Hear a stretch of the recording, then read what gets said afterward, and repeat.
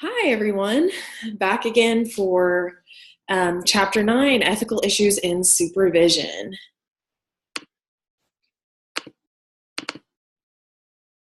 So, supervision is a big part of being in this profession, as you know. And you're going to have supervision in the MSU counseling program and then also when you get out. So, we're going to talk just a little bit about that and some of the ethical issues surrounding that. I'm using the book's PowerPoint for this because I feel like it applies really well to supervision.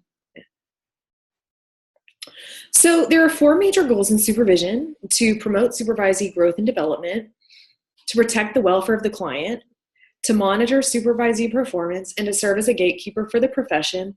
We talked a little bit about gatekeeping in Chapter 8. So there are times when in the last chapter, we talked about the professor as gatekeeper. And of course, we do this, through the picks and other things in the program.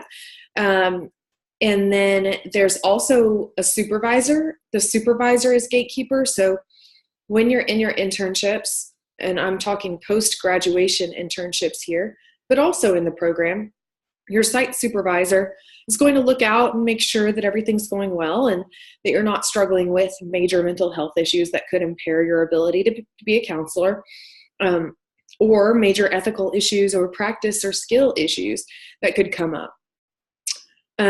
Supervisors post-graduation have this same obligation, and we'll talk a little more about this, but it's to protect the client, but it's also to protect themselves. So when you have a supervisor, you're operating under their license, essentially. And of course, you'll be registered with the LPC board as an LPC intern. But if anything went wrong, your supervisor is held liable. So that's another reason that they're going to gatekeep. But ultimately, that's to protect clients in the future and currently. So, and then the next goal is to empower the supervisee to self-supervise and carry out these goals as an independent professional. So we talked before about how you have 3,000 hours of supervised practice once you graduate from the program, and then you're an autonomous professional once you get your LPC license. So you have to be able to self-supervise, ask yourself how you're doing, ask yourself if you're sticking to the goals in the treatment plan, if you feel competent working with particular issues, or if you need to read or research or get extra education. So the supervisor is to help you develop your own skills as a self-reflective practitioner. Informed consent. So we've talked a lot about informed consent in the counseling relationship, and it's also important in supervision. So the standard is to incorporate clear informed consent material for supervisees, both orally and in writing. It's beneficial to discuss the rights of supervisees from the beginning of the supervisory relationship. So you would fill out an informed consent form. When supervisees learn what they can expect in supervision and what to do to achieve success, they're empowered to express expectations, make decisions, and become active participants in the supervisory process. So the informed consent form would outline the rights and responsibilities of supervisees, and also expectations of supervisors, credentials of supervisors, theoretical orientation, supervision model, etc. So you know what to expect, and they know what to expect from you. So the supervision contract should include the following topics: the supervisor's background, methods to be used in supervision, responsibilities and requirements of supervisors, supervisees' responsibilities, and policies pertaining to confidentiality and privacy. So of course, with your clients in the informed consent document, you would outline that you would share information with your supervisor, and your supervisor is bound to the same confidentiality rules that you are. So that would be a confidential supervisory relationship as well. Okay, so the following topics should be included in a supervision contract: documentation of supervision, risks and benefits, evaluation of job performance, complaint procedures and due process. So that would be for the supervisee, but also for the supervisor. So if the supervisee had complaints about the supervisor, the procedures for that would be outlined. Professional development goals and duration and termination of the supervision contract. So you would outline the length of supervision, the cost of supervision, and the terms of the supervision. So for instance, in LPC supervision, you're required to be supervised for every 20 hours, an hour of supervision for every 20 hours of counseling that you do. Some of the supervision can happen on Skype. Some of it could happen in person. Some of it can happen in group, but you would outline the breakdown of all of those different types and forms of supervision in the contract. So the rights of supervisees include supervisory sessions free from distractions, to be fully informed of the supervisor's approach, confidentiality with regard to supervisees' disclosure, and confidentiality with regard to clients except as mandated by law. So supervisors, again, will just follow the same rules that supervisees will be following in terms of confidentiality rules. It's important, though, that you talk to your supervisor if you have any concerns about practice, questions about reporting, not reporting. That's exactly what they're there for. They're there to help you through the sticky gray areas. And if you're totally honest with your supervisor, they can help you before it becomes a big issue. Continual access to records maintained during supervision. You have the right to provide feedback to supervisors concerning the supervision experience. So similar to the counseling process, where clients have the right to share that they don't agree with an intervention, or they would like to change the course of therapy, or they would like to try something different, you too have the right to tell your supervisor, this isn't working for me, or can we try this, or could we do this instead? You also have the right to seek consultation from other professionals as necessary. So let's say that your LPC supervisor is not on site. You would still consult with people on site, or they may not have a specialization that someone else has. You are still, allowed to seek consultation from other people, and you should. Responsibilities of supervisees. You should come prepared to each supervision session. You should be an active participant. Take the initiative to ask for what you need from your supervisor, because obviously they can't read your mind or know exactly what's happening at the site, especially if they're not on site. And you want to do related research and reading between sessions to enhance your clinical work. You should pay attention to your interactions with clients and with your supervisor. Be willing to address any areas of concern that you have. And if you're having trouble with colleagues or fellow supervisees, you have to bring those matters into supervision. So it doesn't really serve anyone to act like everything's fine if it's not. I know that this was a struggle for me, and sometimes it still is, to ask for help when I'm struggling with something. I may want to just handle it myself, or I might not think that my supervisor wants to be bothered by certain things. Like, that's just my job and I need to handle it, or I need to suck it up and deal with my feelings about the situation, or I need to appear tough, like I'm not complaining. But it's really important, actually, that you just share your concerns with your supervisor, because they may have been through the same thing. They may actually have some really good tips to help you resolve it. And if there's a major issue, they're going to want to help you fix it, whether that be with your site or with a client.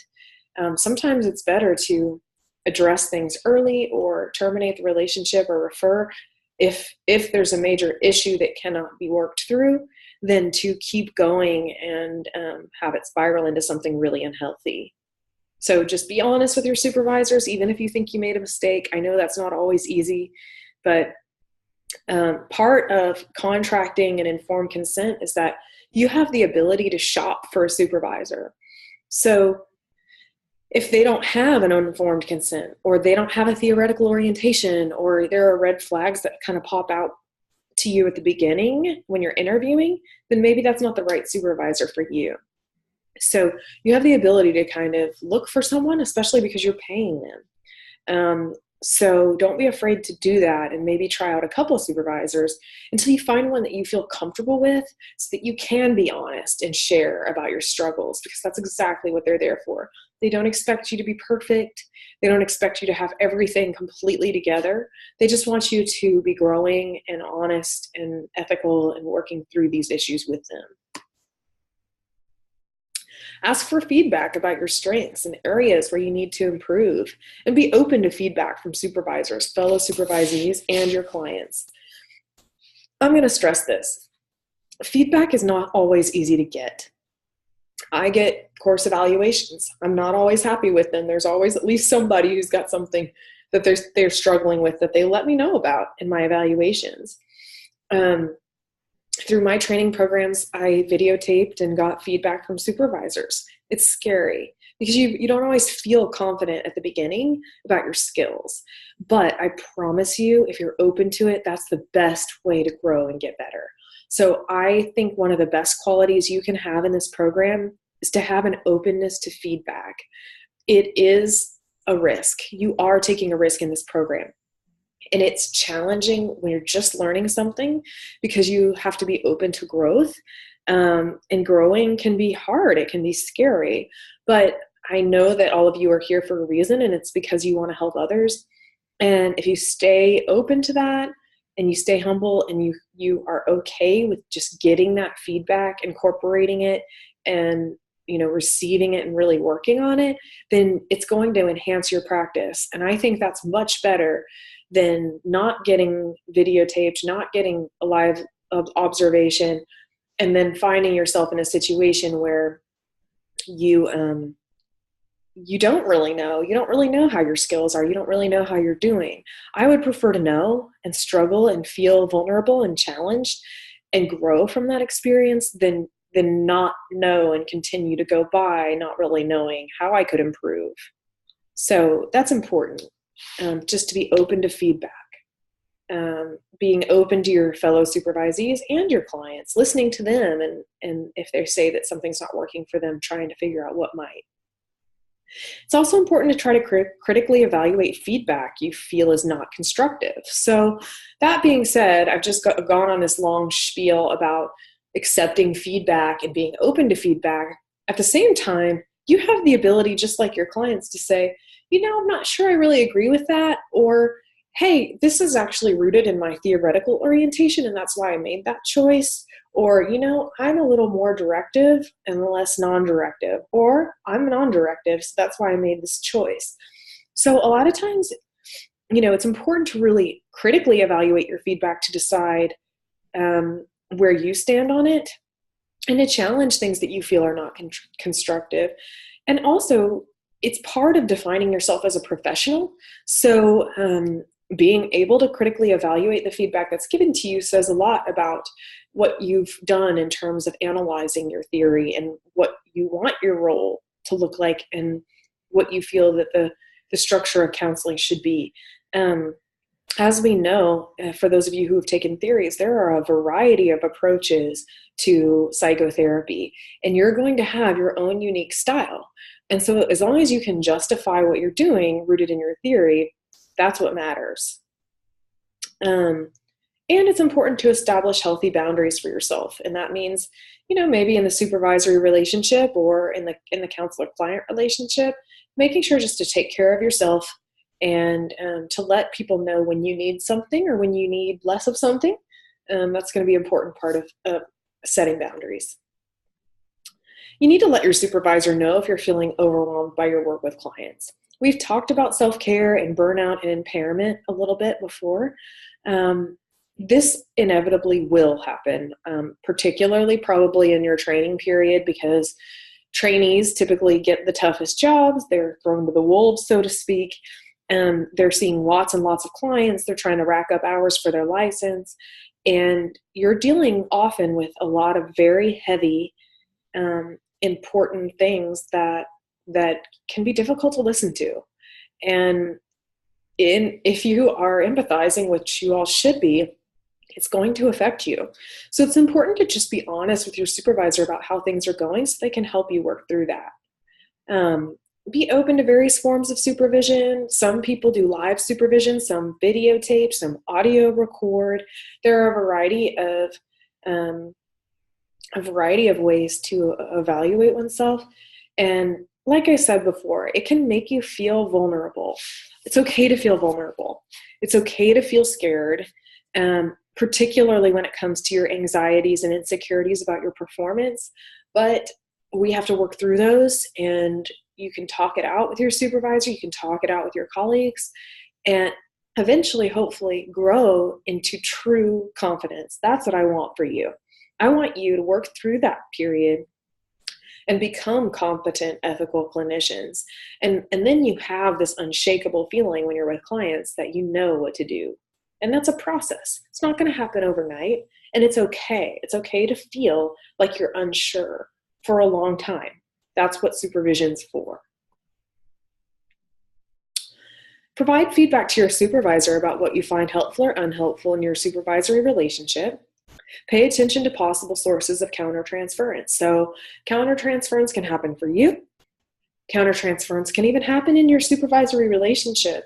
This happens in a lot of places. So, you're going to want to look at yourself and talk to your supervisor about countertransference. Then you may want to, try and recognize when transference or countertransference might be happening in the supervision relationship. So supervisors need to be competent both in the practice of supervision and in the area of counseling being supervised. So you can ask your supervisor what their model of supervision is. So like I use Bernard's model of supervision, which means that I have 3 different roles: the teacher, the counselor, and the consultant. And I might bounce in between those roles from time to time. But there are lots of different models of supervision. You can ask your supervisor what their model is. Supervisors should provide supervision only after obtaining the education and training to ensure competence in the role, and only if they can devote the time to provide adequate oversight. So in Texas, you're required to be an LPC for 5 years before you can become a supervisor. And you need to have taken a supervision course. So those are offered a lot of times in PhD programs, and you can also take them as continuing education courses. Supervisors are ultimately responsible, both ethically and legally, for the actions of their trainees. So remember, again, this is why it's really important to share any problems that come up in your counseling jobs with your supervisor, because your supervisor needs to have your back when something goes wrong, and they need to help steer the course when things go a little off track. They are ethically and legally responsible for the actions of their trainees. So, I hate to say it, but if you mess up, it falls on them. So you have to just be honest about it and work through it together. Supervisors have responsibilities to supervisees, current and future clients. So again, that kind of goes back to that gatekeeping role. They have an obligation to make sure that you have the appropriate training, because they're responsible really for ultimately your future clients. If you're improperly trained, then that will affect the clients you see. And as I mentioned before, they need to have a clearly developed framework for supervision and a rationale for the methods they employ. And you can ask about this, and this should be an informed consent. The quality of the supervisory relationship is just as important as the methods a supervisor chooses. So again, just like in counseling, you can't just throw interventions at a client and expect it to work. It's all about building relationship. And a good portion of the supervisory session should focus on the personal stress experienced by the supervisee during client-counselor interactions. So it should be about, like I mentioned, that counselor, consultant, and teacher role. Some of it should be that counselor role. How are you doing? How are you feeling? That kind of thing. So there are different methods of supervision, which self-report's one of the most widely used supervisory methods, but it may be the least useful. So it's just when we come together and talk about our supervision or about our clients, so we can get good information from that, but you're not able to see the skills that they're exhibiting. Process notes build on the self-report by adding a written record explaining the content of the sessions and the interactional processes. So some supervisors might look at your treatment plans and notes. And then there's audio recording And that's a widely used procedure that yields direct and useful information about the supervisee, because you can see the skills that the supervisee is using. And video recording allows for an assessment of the subtleties of the interaction between the supervisee and the client. So I know in our MSU program, we require that you video record or do a live supervision in both advanced counseling skills, actually in counseling skills and theories class, advanced counseling skills, practicum, and both internships. So you will be recorded multiple times throughout the course of this program. And then there's live supervision, which I just mentioned is when a supervisor sits in on a session. So as I mentioned, there's often a course at the doctoral level. Unfortunately, there is not a supervision class at the master's level.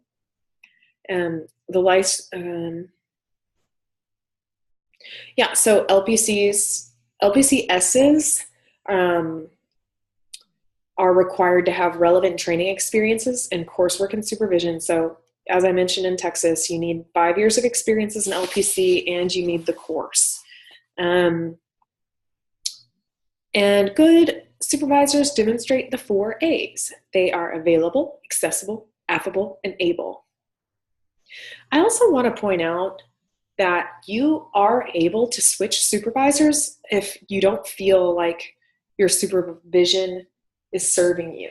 So if there are red flags or things that come up that really disturb you or make you feel uncomfortable, you can switch supervisors. That's okay. And it's better to do that, because think about it this way. You're paying for your LPC supervisor.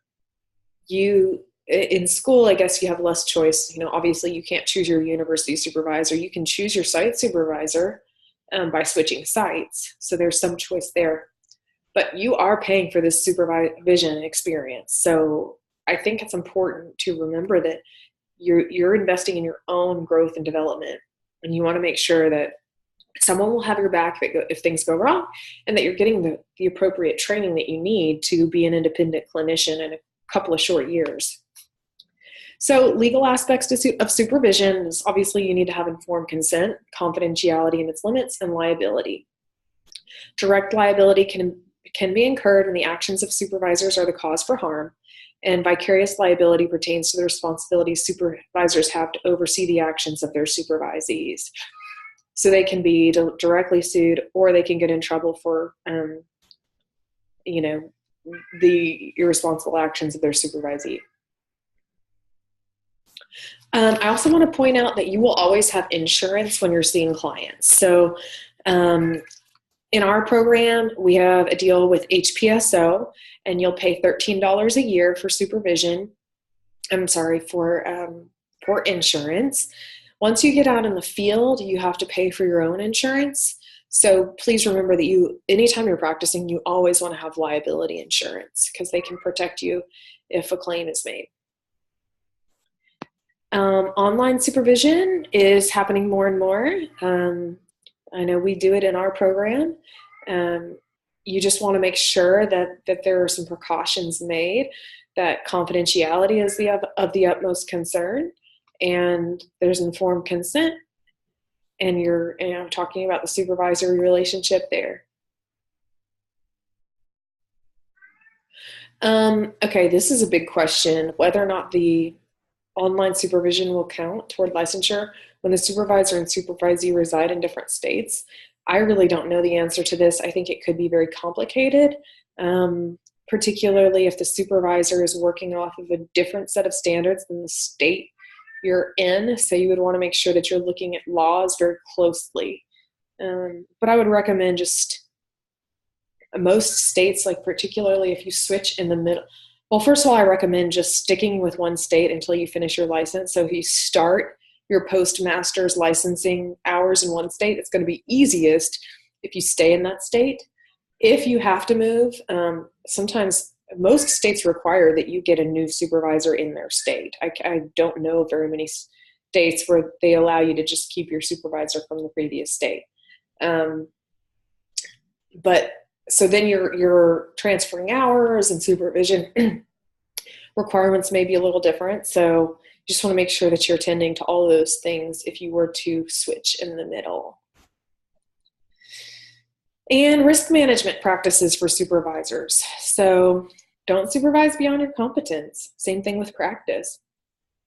Evaluate and monitor supervisees' competence, be available for supervision consistently, and formulate a sound supervision contract.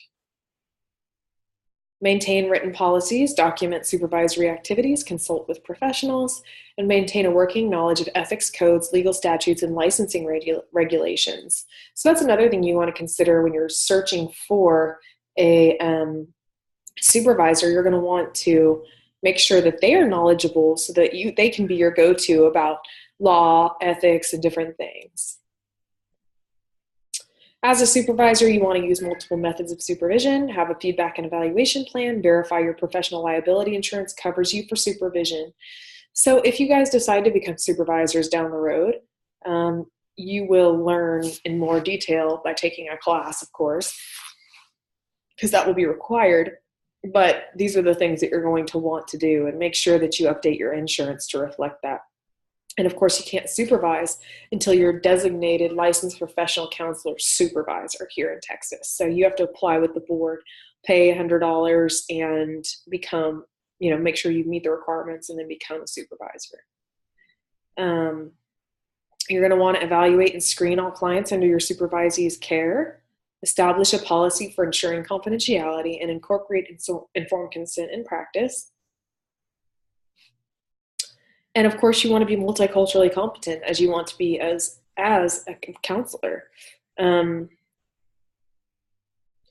So, have cultural knowledge, consciousness raising, training, experiential training, contact with a variety of client populations, and you're going to want to experience culturally diverse populations. Let's talk, and we talked about this a little bit before when we talked about boundaries in the counseling relationship. So let's talk a little bit about boundaries in the supervision relationship.